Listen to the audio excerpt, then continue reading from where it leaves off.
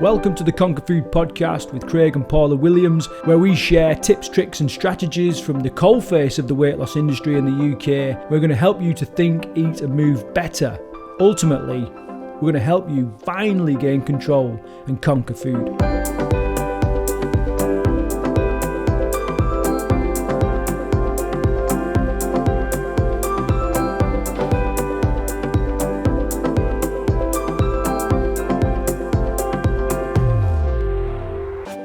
Hey up, how's it going? Welcome to this first episode of Series 4 of the Conquer Food Podcast. Can't believe it, it's come round already. It just seems like 2 minutes when I started Series 3 right at the start of 2020, and what an absolute year that was. But here we are, 2021, and one of the things I want to talk about today is a 30-day challenge that we tend to run in the in January of every year. It's called the 30-day sugar-free challenge. It is exactly what it says on the packet, where it's, you basically cut out, reduce, moderate, ideally completely eliminate sugars from your diet. And so today I want to talk about why we do that. I'm going to talk about some of the benefits of quitting and reducing sugar, some of the symptoms and problems associated with overeating sugar. Eating way too much sugar and the wrong types.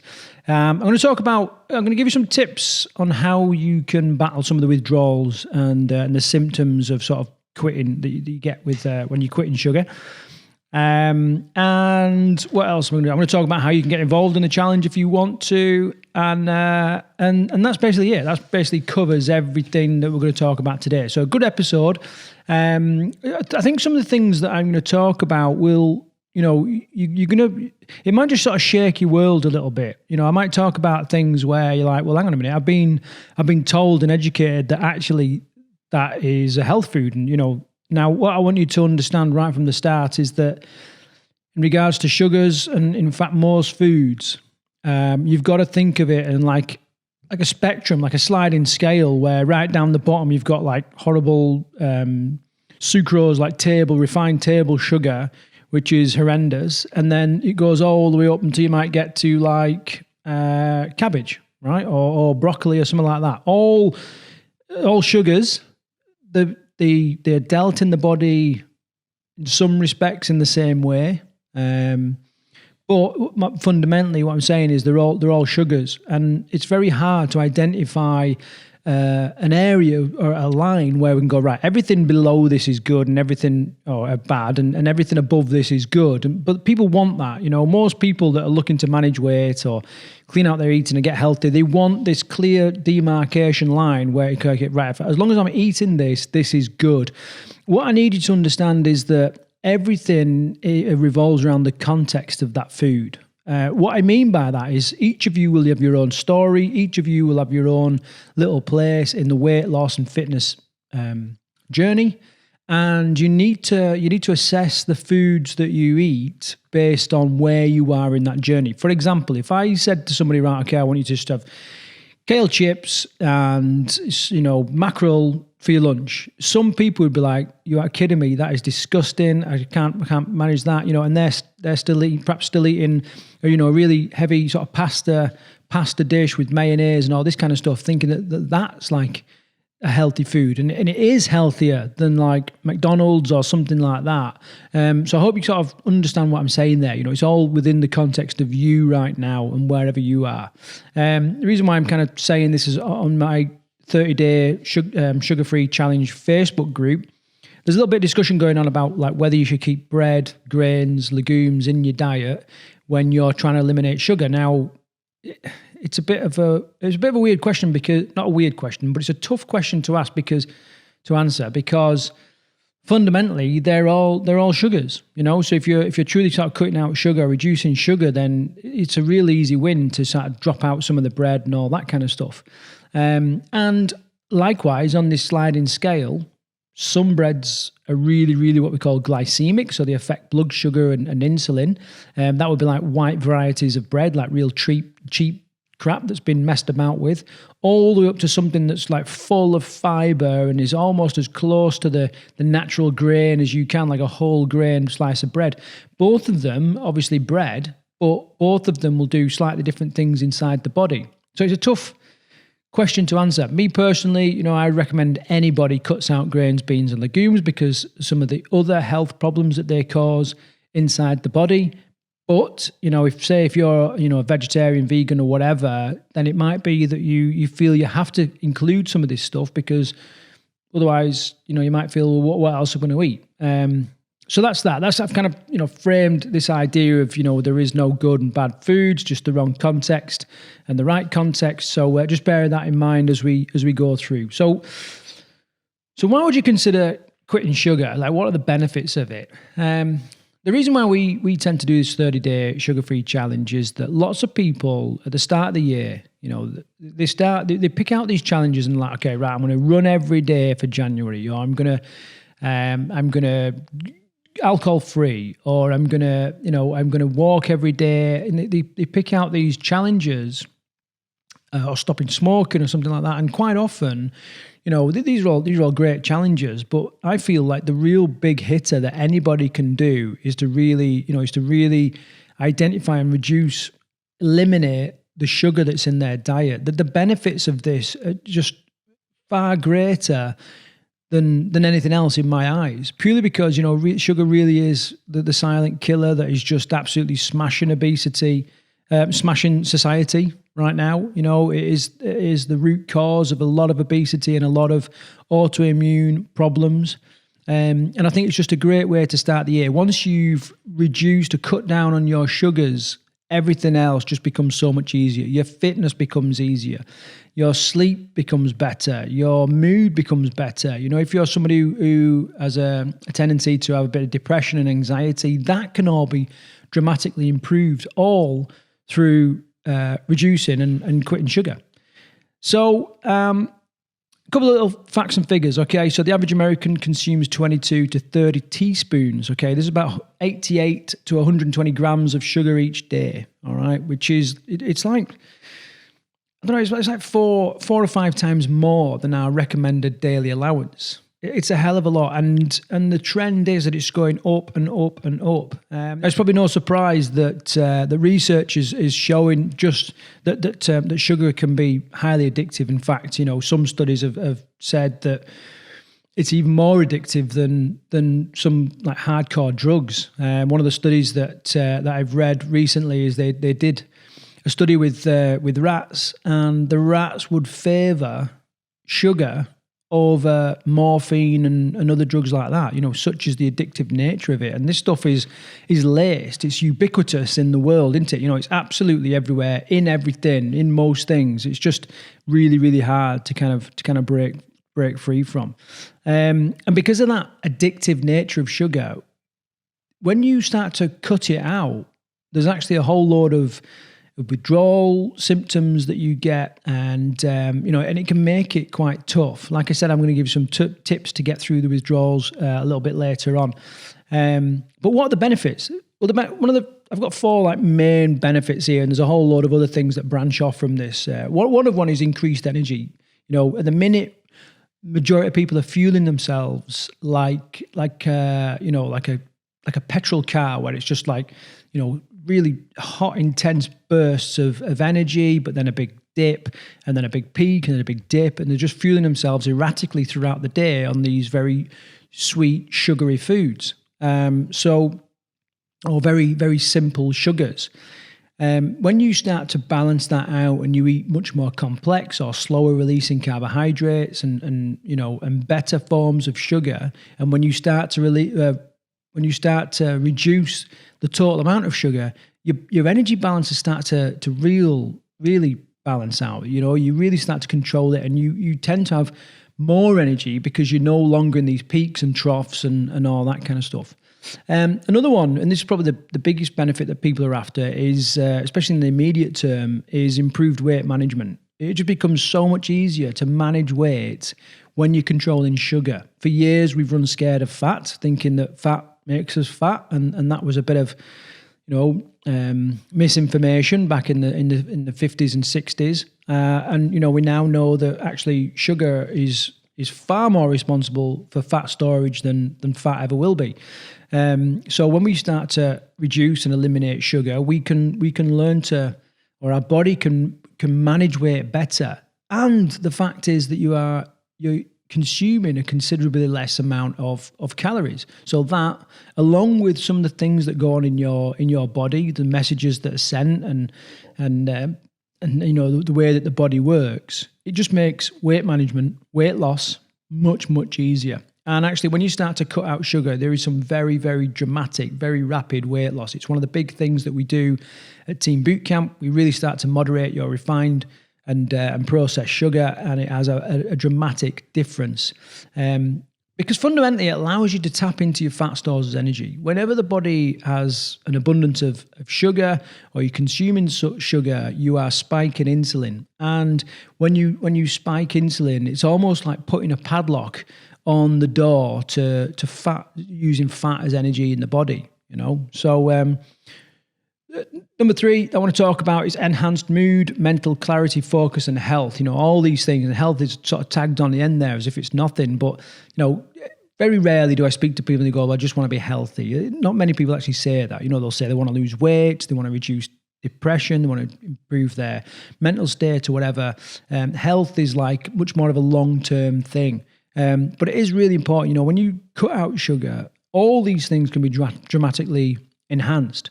You think better, you're much more positive, you've got a lot more mental clarity, nowhere near the amount of like mental fog that you get when you're kind of fueled on sugar.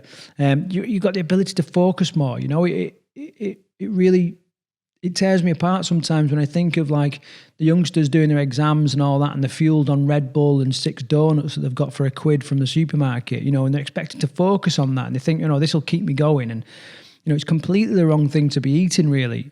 So when you start to strip all that stuff out, you can focus much, much better. And there's a whole host of health benefits. I could do weeks and weeks of podcasts on how, cutting out sugar will improve your health. And then the next one is reduced inflammation. So inflammation, lots of people have heard of inflammation now. A few years ago, it was a surprise to some people that, the body can get into like an inflamed state and the effects that has on your joints and that kind of stuff.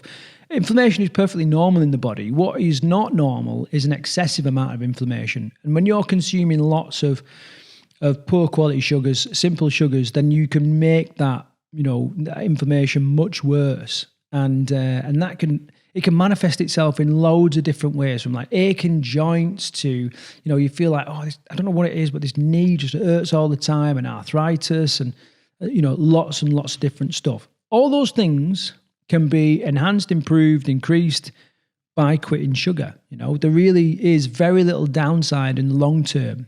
And just to reiterate, the fact about weight loss, majority of people listening to this podcast will be looking to manage weight in some regard, whether it's to lose a significant amount of weight or manage weight or whatever. In terms of like weight loss, and I'll probably do another episode on this in regards to how insulin works in the body and all that kind of stuff. But sugar really is.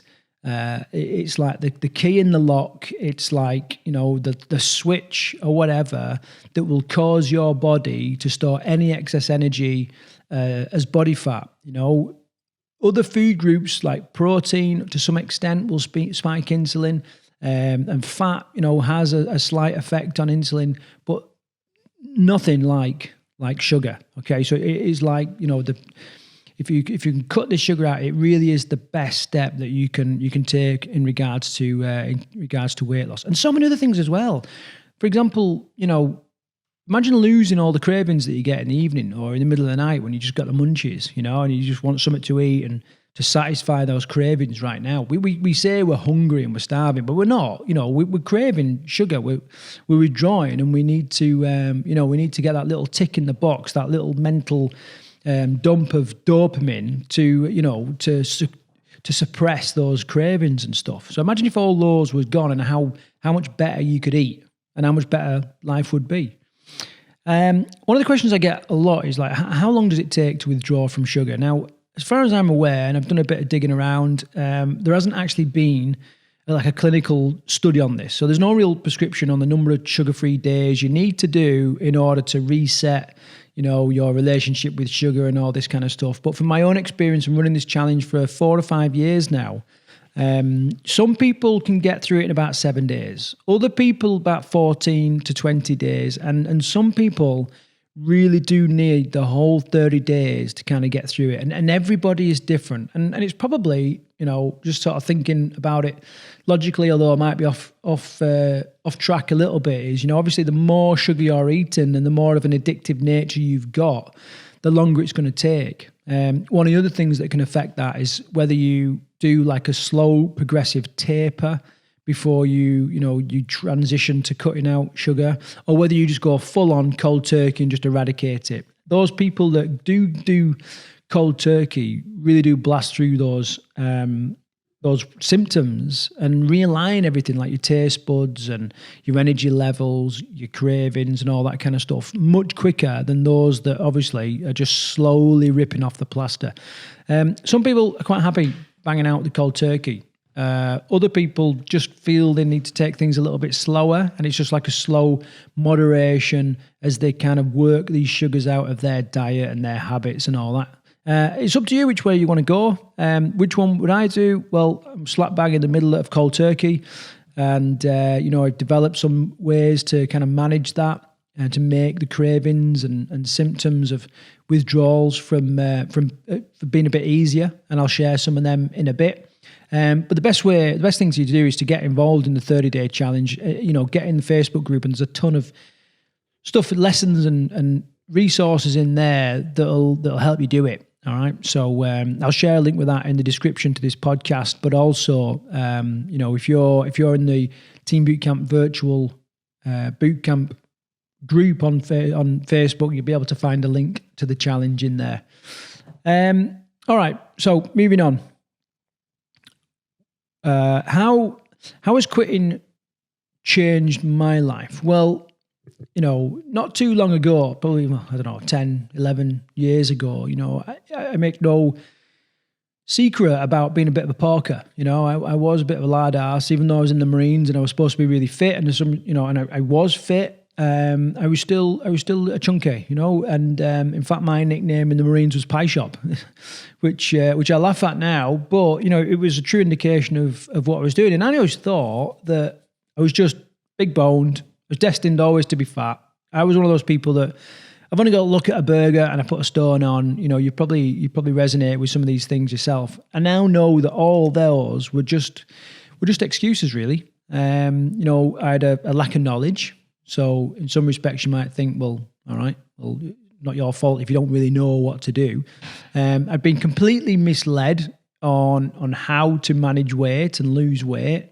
And fundamentally, I was eating the wrong things, drinking way too much of the wrong things, and that showed on my body, And it really was as simple as that. When I learned to control insulin, and by that I mean like reducing the amount of sugar that I take in and changing the types of sugar that I would eat, things just seemed to get much, much better. Things just got much easier. Before I knew it, I was losing weight consistently. And I remember one time when I had to have a medical, and I got on the scales, and the scales showed like 8 or 9 kilos less than I normally am. And I was like, I'd not weighed myself for months and months. And I remember the doctor going, right, okay, 80 kilos off you get. And I was like, no, I'm not. There must be something wrong with your scales. I'm always like 88, 89. And like, no, you're 80 kilos. These scales are fine.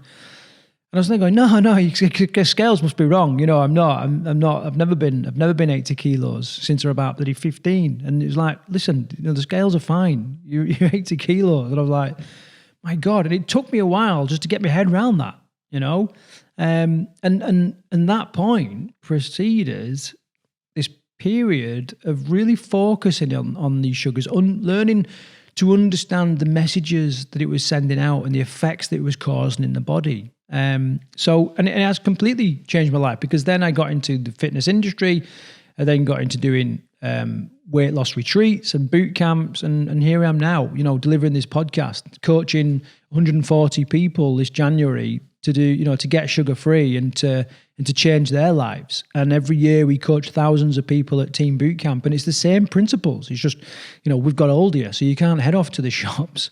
So it really did change my life. And I every year when we do this challenge, I sort of think to myself, right, who here is going to get their universe rocked so much that it completely changes the course of their life? Because it will happen. Somebody will have such a dramatic effect, and the spark will happen, or something will click, and they'll just be like, right, I've got it now, and they will be able to manage their weight for the rest of their life. And I see it year in, year out. So why is quitting sugar so hard? Well, obviously, like I said, sugar has got an incredibly addictive, what's the word? Like, not addictive nature, but, it is addictive. And obviously and it's a massive part of the body's reward system.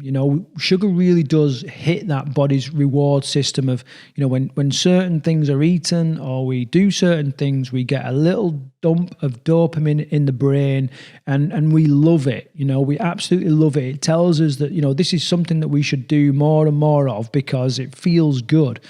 And the more sugar we eat, the more we learn to tolerate it, and therefore we need more sugar to get the same pleasure response and all this kind of. And this is why we kind of just end up, and we're just absolutely spiraling out of control, and we're eating way too much, of it, and obviously foods that are high in it as well. So these responses in the body are exactly the same as addictive drugs. It's exactly the same thing. So, you wouldn't expect to be able to just break free of heroin overnight. You just can't do that. So it's exactly the same with the sugar. It does take a bit of work, a bit of hard graft to break free of it, but it is 100% worth it. It really, really is. To be free. And I remember Paula once when she'd crushed it with regards to sugar. She was just doing so well with it. And when I was talking to her, it might have been one of the podcasts previously in the series 3, and I was like, how do you feel? And she went, you know what? I just feel free. I just feel like I'm free of all like the sugar handcuffs that I had before, where I was forced to eat all these things all the time because of cravings and that kind of stuff. And now I feel free. And it's weird because, quite often when you talk to people about cutting out carbohydrates or reducing carbohydrates, cutting out sugar, they'll say, "Oh God, what do you eat then? It seems so restrictive," and it's not. What's restrictive is all the health problems that you've got and these drivers that you've got, and that you can't even go 3 or 4 hours without needing a snack or something like that. You're restricted into those foods. When you get off that, you are completely free of food, and it is well worth it. So a couple of other things then. Can quitting sugar cause anxiety? Yes, it can in the short term, but then so can binging on sugar. I meet a lot of people that are anxious and depressed over their weight, and then they're worried about a little bit of extra anxiety and depression whilst they go through the sugar, the withdrawal from sugar. It is worth it. You're going to have these ups and downs as the body's saying, what are you doing? We love that feeling of sugar. Go and get it. Why are you messing around with this? I thought we had a perfectly good relationship with this, and now you're messing around with it. And it'll force, try and force you to go and get more, and seek it out, especially in the quiet hours of the morning or the evenings where you haven't got a lot to do and your willpower is at its lowest. But it is really, really worth getting through all that, because everything long term will be better. Your baseline anxiety levels will be much better once you get yourself off sugar. Depression, exactly the same. We said, it'll enhance your mood, makes you feel much more positive. All right. So although, yes, you might get a slight increase in that anxiety, long term, the benefits are just much better and definitely worth it. Can quitting sugar cause headaches? Yes. Majority of people will have some kind of headache from when they start to withdraw from sugar. Again, there are things that you can do. There's a supplement called L-glutamine where, you can either dissolve it in a bit of water and drink it, or you can take it in tablet form, or even crack the capsules under your tongue and let it absorb through under your tongue. Okay, but L-glutamine can have a great effect on the headache and help you reduce those headaches. Same again, the short term, and you can have a little bit of short-term misery for a lot of long-term freedom and pleasure and all the other benefits that I've spoke about. So, the thing is to expect it and to work with it and not to reset it. I think that's one of the things that I see quite often, the big mistakes people make, is they start to feel these withdrawal symptoms and the problems associated with quitting sugar. And they reset it by having a bit of sugar, thinking, all right, I'll crack this again another time. There is no right time. There's no perfect time to do this. You've just got to get through it, and you're not the first. Loads and loads of people have done it. And so, it's not something that you're unable to do. It's just, you've got to get yourself in the right mindset, a bit of graft, and just get yourself through it. A couple of tips for quitting sugar. Like I said, a couple of ways you can do it, either cold turkey or to slowly taper things down. I would say, perhaps the shortest way, and for some of you, the easiest way is the cold turkey. Just eliminate the sugar. I talk about this in the training in the 30-day sugar-free challenge, which is a free challenge to do on Facebook. Links in the description. Or you can do it like taper it, like I said. Both have got pros, both have got cons. For me, it's like, let's just cold turkey and get it done.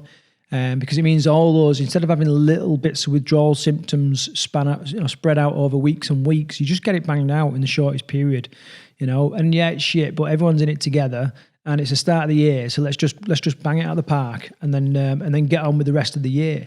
Other tips, keep yourself hydrated is a real good tip. A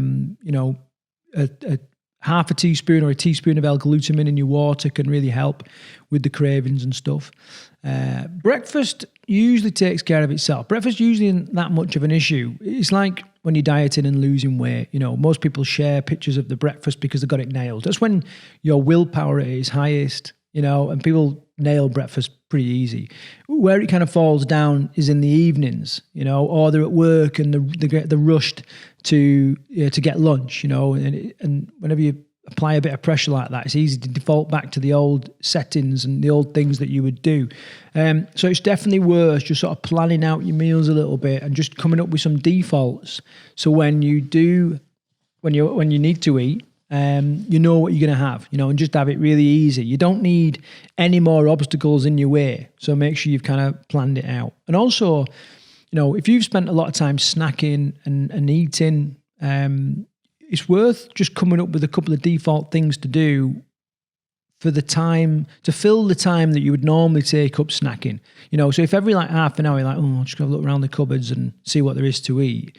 Okay, you're suddenly left with a gulf in time where it's like, well, what do I do now? Normally I would be, hunting around the kitchen looking for something to eat. What am I going to do now? So whether it's walk around the garden, take the dogs out, do bloody 10 press-ups, anything to fill that time, but just have something to fill the time. Read a couple of pages of your book, whatever it, meditate is a great one. Whatever it is, like I said, just come up with something so that you like create a flag in your brain so that when you are faced with that period where you would normally snack, you know what you're going to do. Not sort of twiddling your thumbs going, right, what should I do now? Because all you can do then is just dwell on the cravings. Another thing that you can do, another tip for this is to understand how cravings work. We think that cravings will just grow and grow and grow until our head pops, and they don't work like that. They come like waves. So, just understanding that it'll come as a wave, and that all you need to do is get past this current wave, and then things will just get easier. It's much easier then to sort of see it through. So just think, right, okay, I'm going to set a watch just for an hour. Let's go. Let's just stay with it. And it will pass, Other things you can do is keep yourself busy, So whatever it is, whether it's gardening, housework, work, get in the gym, go out walking, whatever it is, but just have things to keep yourself busy. Create a list of to-dos around the house or whatever, and just make sure you can fill that time. It's when we start to get bored, or a little bit fed up, then we start looking for food to give us that little hit of excitement, because we are bored or whatever. Now, I'm not going to go any more tips because, like I said, in the group there is a ton of things that you can be doing, little tips, and in there, like I said, there's nearly 140 people in there all doing the challenge now, and they're all sharing meal ideas, tips, hacks, strategies, whatever to help you succeed. So if you are interested in doing the 30-day sugar-free challenge, see the link in the description below. Like I said, you could be the one that completely has their lives changed through this challenge. You can run it hand in hand with other challengers. Over the next couple of weeks, I'll give you some updates how things are going. But in the meantime, take care.